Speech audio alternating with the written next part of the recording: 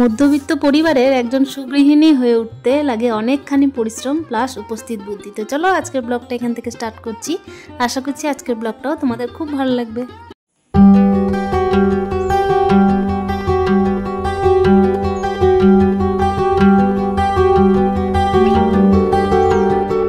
Hello everyone, good morning, welcome back to my channel. কেমন আছো তোমরা? আশা করি সকলেই খুব ভালো আছো। আর ব্লগের শুরুতে বড়দের চরণে প্রণাম, আর ছোটোদেরকে আমার অনেক অনেক ভালোবাসা। তো দেখো সকাল সকাল কিন্তু মধ্যবিত্ত পরিবারের বউ, তো তাই সমস্ত কাজ কিন্তু গুছিয়ে করতে হয়। উপস্থিত বুদ্ধি তো লাগেই, তার সাথে লাগে কিন্তু অনেকখানি পরিশ্রম। আর পরিশ্রম শুধু করে গেলে হবে না, উপস্থিত বুদ্ধি দিয়েই কিন্তু পরিশ্রম করতে হবে।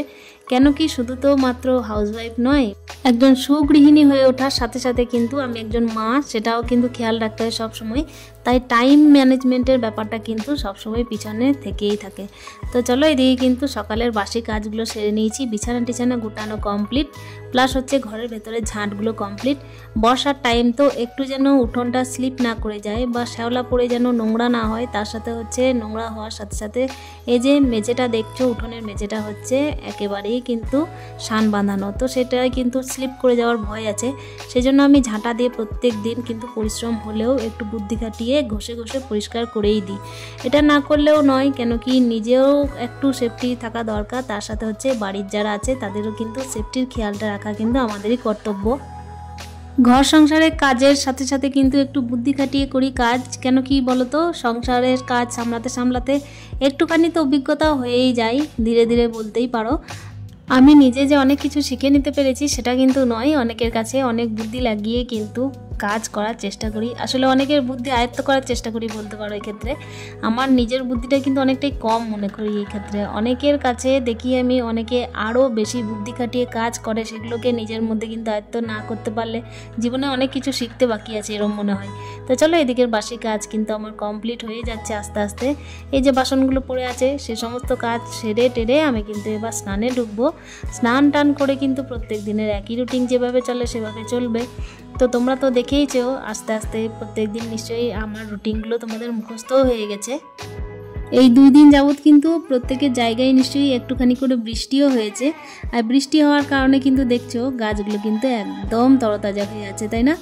আর তরতাজা হলে কিন্তু আমার একটা চিন্তা দূর হয় যে বৃষ্টির জলের সাথে সাথে আমার চিন্তামুক্ত কেন বলো তো?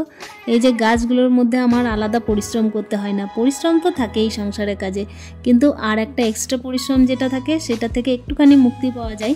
এগুলোর কেয়ারটা না করলেও চলে সেই মুহূর্তে। আসলে বৃষ্টির জলটা এতটাই গাছের জন্য মানে ভালো বা প্রিয় বলতে পারো, যে তারা কিন্তু ঠিকভাবে নিজেকে মেনটেন করতে শিখে যায়, আর কারো মেনটেনেন্সের দরকার পড়ে না। তো চলো এদিকে কিন্তু স্নান টান তো আগেই সেরে ফেলেছি, তারপরে এই যে ফুল টুল তুলে চলে যাবো এবার পুজোর কাজে। আর পুজোর কাজ করতে করতে তোমাদেরকে আগে বলি যে একদিন কিন্তু ভিডিওতে আমি দেখিয়েছিলাম যে কলকে ফুল দিয়ে ভগবানের পুজো দিচ্ছি।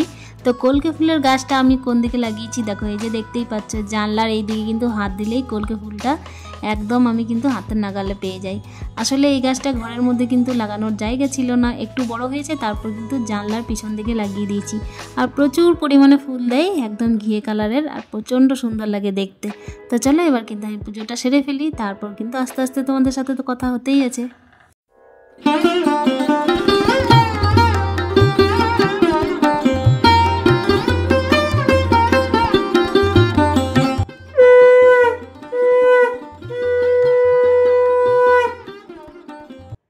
এদিকে আমার পুজো টুজো একদম কমপ্লিট। আর তোমরা যেমন কি প্রত্যেক দিনের ভিডিওতে দেখো যে আমার ছেলের কিন্তু প্রত্যেক দিন স্কুল থাকে, তাই রুটিনের কিন্তু হেরফের একদম না করারই চেষ্টা করি।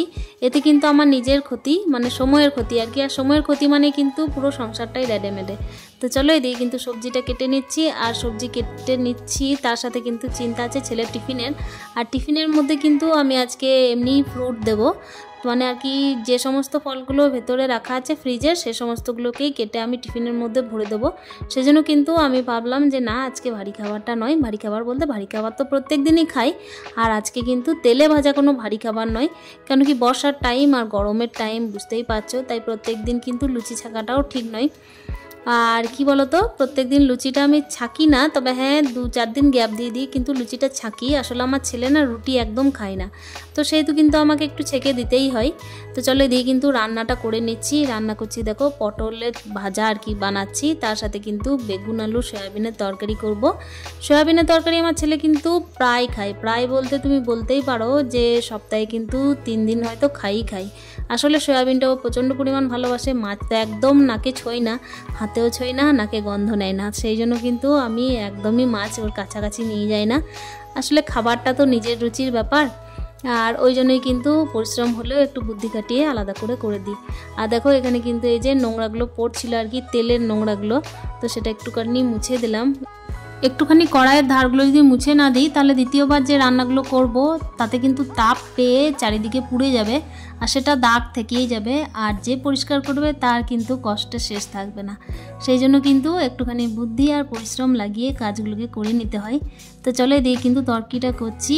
আর তরকারি করতে করতে বলে রাখি, আমার ছেলের কিন্তু এদিকে স্কুলের টাইম হয়ে যাচ্ছে, তাই আমি কিন্তু একদমই সময়টা নষ্ট করব না।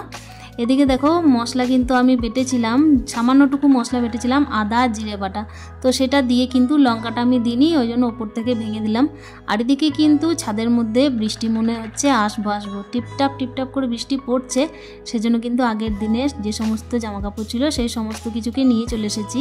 আর আমার ছেলের থাকে বৃহস্পতিবার সাদা ড্রেস, আজকে হচ্ছে শুক্রবার, সেই জন্য কিন্তু সমস্ত ড্রেসগুলোকে আমি কেচেছিলাম, সাদা ড্রেসগুলো, তো সেগুলোই কিন্তু নিচে নামানো হলো। আর সিঁড়ির মধ্যে মিলে দেবো, যে সমস্ত জিনিসগুলো মিলতে হয় সেগুলো মিলে দেবো, যেগুলো ভিজে নয় শুকিয়ে গেছে সেগুলো কিন্তু একদম ঘরের মধ্যে গুছিয়ে রেখে দেবো। ওদিকে কিন্তু আমি কিন্তু আলু বেগুনের তরকারিটা চাপিয়ে চলে গেছিলাম, সাথে কিন্তু সয়াবিনটা মিক্স করেছিলাম। ছেলেকে খাইয়ে দেয় স্কুল পাঠিয়ে দিয়েছি, আর মাঝে দেখো মা কিন্তু আমাকে তরকারি এনে দিয়েছিল। তো সেই সমস্ত কিন্তু খাওয়া দাওয়া আমারও কমপ্লিট হয়ে গেছে প্রায় বলতেই পারো। আর তার সাথে এই যে সকাল টাইমে একটু সবজি এনেছিলাম, সেগুলোকে কিন্তু আমি ধুয়ে দিয়ে ফ্রিজের মধ্যে রাখবো বলেই কিন্তু ছেলে যে টাইমে স্কুলে থাকে সেই টাইমে কাজগুলোকে আমি সেরে নিচ্ছি। তো দেখো এখানে কিন্তু একটা গামলার মধ্যে আমি সমস্ত সবজি নিয়ে সমস্ত সবজিকেই জল দিয়ে ধুয়ে তারপর কিন্তু ফ্রিজের মধ্যে রেখে দেবো। আর প্রত্যেক দিন কিন্তু আমি যখন সবজি আনি এই যে এই গামলাটার মধ্যেই জল দিয়ে কিন্তু সবজিগুলো ধুয়ে দিই, তোমরা অন্য ভিডিওতেও দেখেছো নিশ্চয়ই। তো সেইভাবেই আজকেও তাই করছি, গামলার মধ্যে জল দিয়ে সবজিগুলোকে ধুয়ে তারপর কিন্তু ভালোভাবে ফ্রিজের মধ্যে তুলে রাখবো। সকাল টাইমটায় কি হয়, একটু ফ্রেশ সবজি পাওয়া যায়, একটু তাড়াহুড়ো হয়, কিন্তু একটু বুদ্ধি কাটিয়ে চলার চেষ্টা করি। ওই যে বললাম, যদি ফ্রেশ সবজিগুলো না আনি বিকাল টাইমেও কিন্তু সবজি বাজারটা করি আসলে সময় বাঁচানোর জন্য। কিন্তু বিষয়টা হচ্ছে যেদিন আমার ছেলের কম্পিউটার থাকে বা হচ্ছে অন্য যে কোনো অ্যাক্টিভিটি থাকে, সেই সমস্ত দিনগুলোতে আমি সবজি কিনে আনার সময় পেয়ে যাই। আসলে সকালে ওঠা হয় আর কি, সেই জন্যই। তো আমি কি করেছি, আজকে কিন্তু সবজিগুলো সকাল দিকে পুরোটাই নিয়ে চলে এসেছি, বিকালের হেডেকটা আজকে আর রাখলাম না। আর গামলার মধ্যে কিন্তু সমস্ত সবজি টবজি ধুয়ে আমি এই যে জলটা ফেলে দিচ্ছি, আর গামলাটা ধুয়ে কিন্তু একেবারে রেখে দেবো। কাজ ফেলে রাখলে কিন্তু কাজটা আর কমপ্লিট করতে ইচ্ছে করবে না, সেজন্য কিন্তু সঙ্গে কাজ সঙ্গেই করে নিচ্ছি। ওদিকে কিন্তু খাওয়া দাওয়ার তো আমি সেরে নিয়েছিলাম, কিন্তু দেখতেই পাচ্ছ যে হাঁড়ি কড়াই সমস্ত কিছু রাখা আছে, সেই সমস্ত কিছু কিন্তু আমার এখনও ক্লিয়ার করা হয়নি। টেবিলের মধ্যে সবজিগুলো কিন্তু ধুয়েছিলাম বলে গোটা টেবিলের জলে কিন্তু একদম যাতা অবস্থা, সেই জন্য কিন্তু ভালোভাবে মুছে নিচ্ছি একদম প্রতিটা জিনিস সরিয়ে। রান্নাঘরটা কিন্তু আমি একটুখানি যত্ন করেই রাখার চেষ্টা করি, সেইভাবে কিন্তু আমার ফার্নিচার ঘরের মধ্যে নেই বললেই চলে, কিন্তু যেটুকু আছে সেটুকুকেই কিন্তু আমি সাজিয়ে গুছিয়ে রাখার চেষ্টা করি। একেবারেই বলতে পারো যেটুকু কিন্তু আমার আছে সেটুকু দিয়েই আমি সন্তুষ্ট, তবে আমি যেটুকু আছে সেটুকুকে কিন্তু নাজেহাল অবস্থা করে রেখে দিই না, সেটাকে কিন্তু একটুখানি হলেও যত্ন করি। আমাকে কিন্তু এইদিকে রান্নাঘরে লাইট জ্বেলেই কাজ করতে হয়, কেন জানো তো? কেন কি এই পাশটাই উত্তর দিকে যে জানলাটা আছে রান্নাঘরে, সেটা কিন্তু খুললে প্রচণ্ড মশা আসে, আর অনেকটাই বেলা হয়ে যাচ্ছে বলতে পারো, তাই সেজন্য কিন্তু মশার উপদ্রবটাও খুব বেশি হবে, আর সেজন্য আমি জানলাটা খুললামও না। এদিকে ফ্রিজের মধ্যে কিন্তু কিছু জিনিস ভরতে যে সবজিটা ভরেছিলাম, তো ফ্রিজটা খুললাম সেই জন্যই। আর তার সাথে কি করছি, একে একে কিন্তু খাবার দাবারগুলোও ভরে নিচ্ছি। সকালে রান্নার টাইমে দুটো কড়াই লাগিয়েছিলাম, তো একটা কড়াই বের করে দিয়েছি আর একটা কড়াই কিন্তু রেখে দিয়েছি। একটুখানি না সামলে চললেও হয় না, কেন কি টাইমটা অ্যাডজাস্টমেন্টের ব্যাপার থাকে, তার সাথে কিন্তু গাদা যেন বাসনও না হয়ে যায় সেই দিকেও চিন্তা করতে হয়। তো চলো দুধ টুধ গরম করে, এই যে ছেলে খেলতে চলে গেছিলো, আসলে স্কুল থেকে এসে কিন্তু একটুখানি খেলতে যাই, তো ওকে ডাক দিলাম একবার দুধটা খাওয়ার জন্য। তো আশা করছি আজকের ব্লগটা তোমাদের একটু হলেও ভালো লেগেছে। তো দেখা হচ্ছে নেক্সট ব্লগে, ততক্ষণের জন্য স্টে হ্যাপি, হ্যাপি মন, টাটা।